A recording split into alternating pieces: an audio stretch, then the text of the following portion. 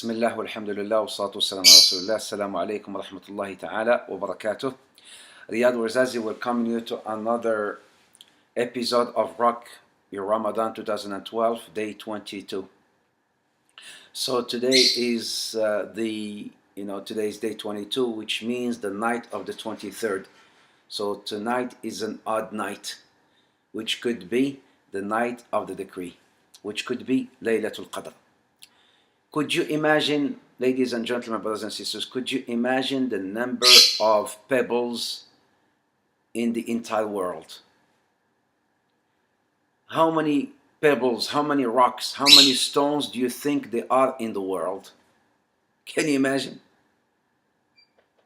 Billion, trillion, more than a trillion? The number of stones, rocks, pebbles all over the world. The angels that descend tonight are more than the number of pebbles all over the world. أكثر من عدد الحصى, as the Prophet Muhammad says. The angels that descend in the night of the decree, in the night of the power, which could be tonight. It's an odd night. The night of the 23rd, it's an odd night. So the night of the power, the night of the decree could be tonight. So the number of the angels that descend tonight could be more than the number of pebbles all over the world. So what do? They come down to greet you. They come down to make dua for you.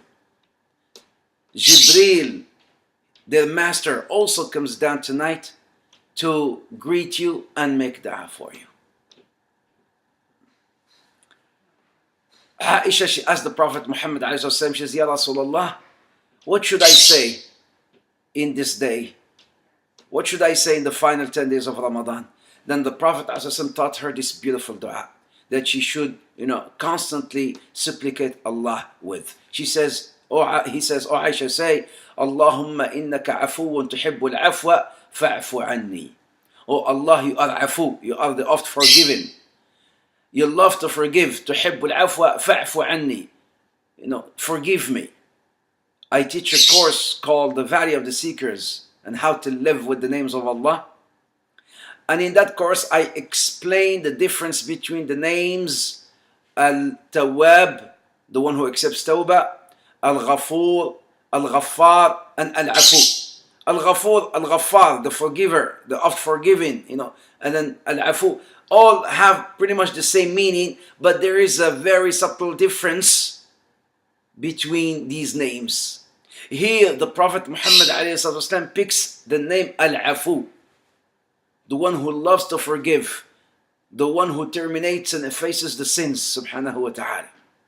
Allahumma innaka afuun tuhibbul afwa fa'fu anni. You keep repeating this dua throughout the day, throughout the night, in your sujood, before you break your fast. Allahumma innaka afuun tuhibbul afwa fa'fu anni. Keep on supplicating with it. The Sahaba, they used to say, before Ramadan, we used to prepare specific du'as. Months before Ramadan, we would prepare specific dua to be mentioned in Ramadan and some specific dua to be mentioned in the last 10 days of Ramadan. And then they swear by Allah. They said, by Allah, after Ramadan, we find that all the dua that we have made in Ramadan, Allah has answered our calls.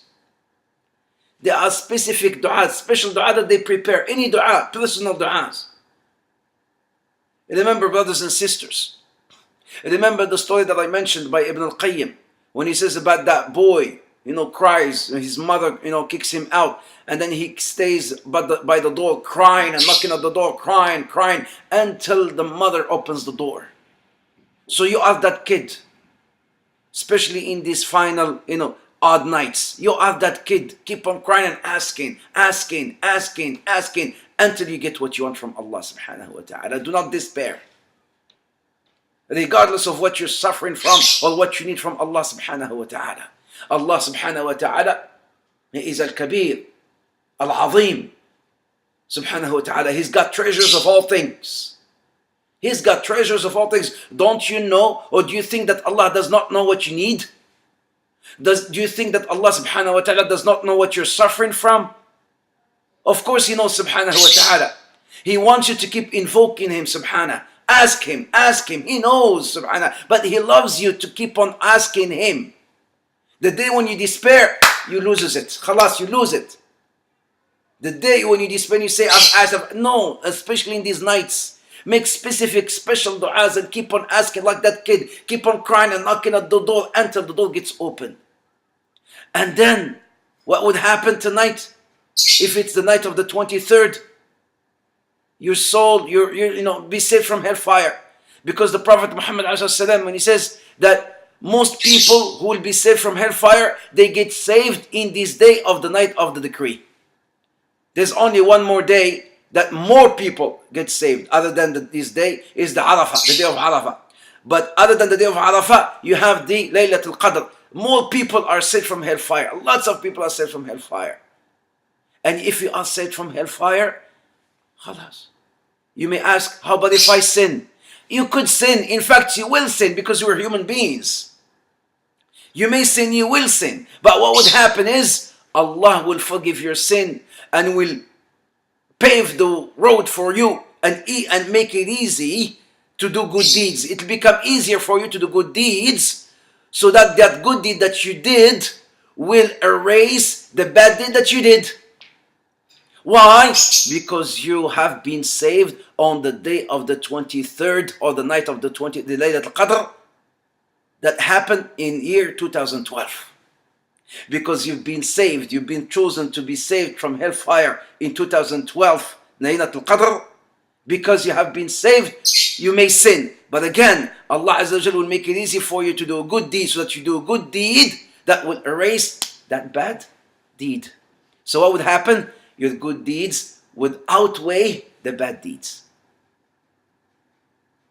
That is the power of Laylatul Qadr. May Allah subhanahu wa ta'ala help us all to practice and to convey. So ladies and gentlemen, please, tonight could be the night.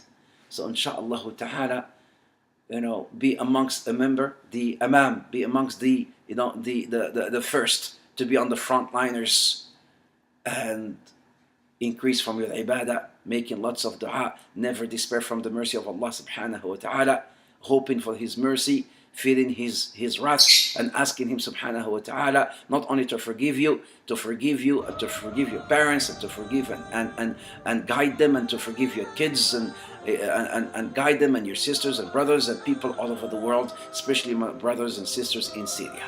May Allah subhanahu wa ta'ala help us to practice and to convey. أقول قولي هذا واستغفر الله لي ولكم فاستغفروه. جزاكم الله خير.